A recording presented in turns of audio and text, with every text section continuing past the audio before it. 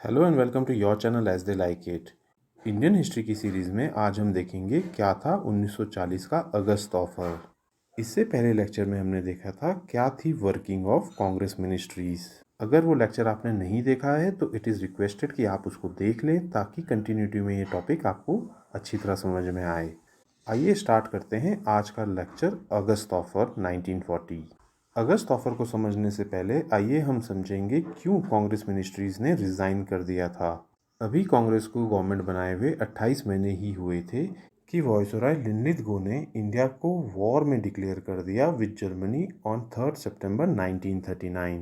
कांग्रेस ने इस डिक्लेरेशन का काफ़ी अपोज किया क्योंकि कांग्रेस का कहना था कि वो प्रोविंसेस में गवर्नमेंट में है और ऐसे में इंडिया को वॉर में पार्टिसिपेट करना चाहिए या नहीं, ये वायसराय को कांग्रेस से कंसल्ट करना चाहिए था।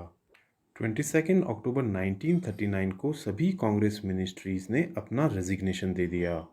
कांग्रेस मिनिस्ट्रीज के इस रेजिग्नेशन से वायसराय लिनलिथ को और मोहम्मद अली जिन्ना दोनों काफ़ी खुश हुए। इनफैक्ट 2 दिसंबर 1939 को जिन्ना ने अपील करी कि इंडियन मुस्लिम्स को 22 दिसंबर 1939 को अ डे ऑफ डिलीवरेंस मनाना चाहिए। 1940 में मुस्लिम लीग ने मार्च में अपना एक सेशन किया लाहौर में, जिसमें जिन्ना ने डिक्लेयर किया कि डेमोक्रेसी वॉज अनसूटेड टू इंडिया और मुस्लिम्स को अपना एक अलग होमलैंड बनाना चाहिए। और इसी सेशन में जो रेजोल्यूशन पास किया गया उसी को पाकिस्तान रेजोल्यूशन के नाम से जाना जाता है। मार्च 1940 को रामगढ़ बिहार में इंडियन नेशनल कांग्रेस का एक सेशन हुआ। वॉर में पार्टिसिपेशन को लेके कांग्रेस के लीडर्स के बीच में भी डिफरेंसेस थे।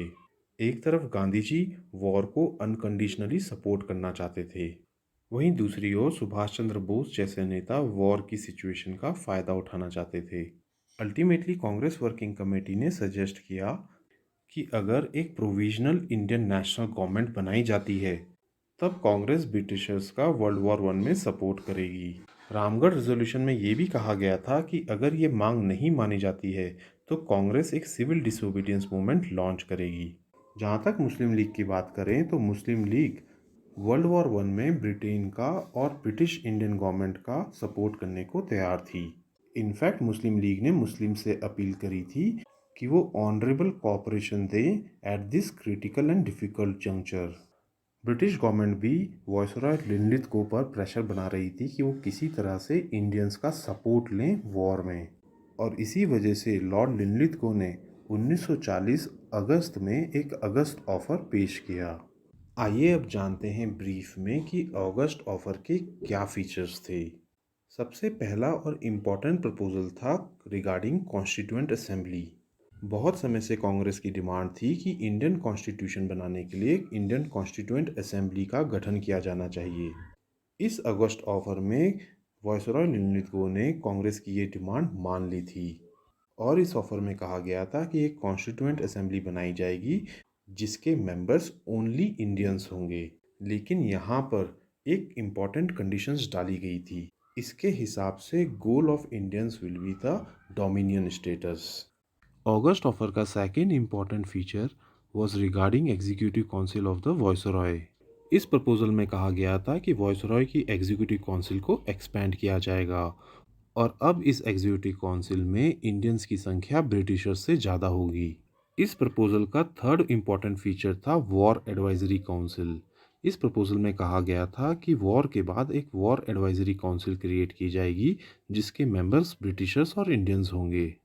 अगस्त ऑफर में एक और इम्पॉर्टेंट बात कही गई थी और ये बात थी regarding the veto power to be given to the minorities. इस ऑफर में कहा गया था कि इंडियन कॉन्स्टिट्यूएंट असेंबली जो कि वॉर के बाद क्रिएट की जानी थी उसके द्वारा बनाया गया कोई भी प्रोविज़न तभी अप्रूव माना जाएगा अगर माइनॉरिटी कम्युनिटी उस पर रेडी हो।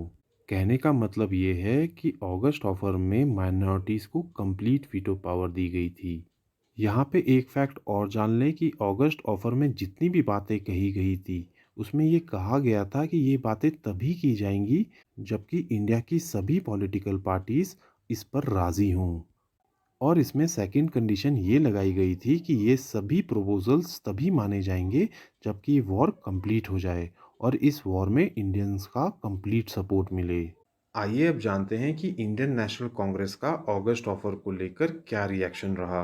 इंडियन नेशनल कांग्रेस ने अपनी वार्धा मीटिंग में अगस्त प्रपोजल को ठुकरा दिया। पंडित जवाहरलाल नेहरू ने डोमिनियन स्टेटस के कंसेप्ट को डेड एज अ डोरनेल कह दिया। ऐसा इसलिए है क्योंकि 1929 में ही कांग्रेस ने अपने लाहौर सेशन में अपना गोल कंप्लीट इंडिपेंडेंस कर दिया था।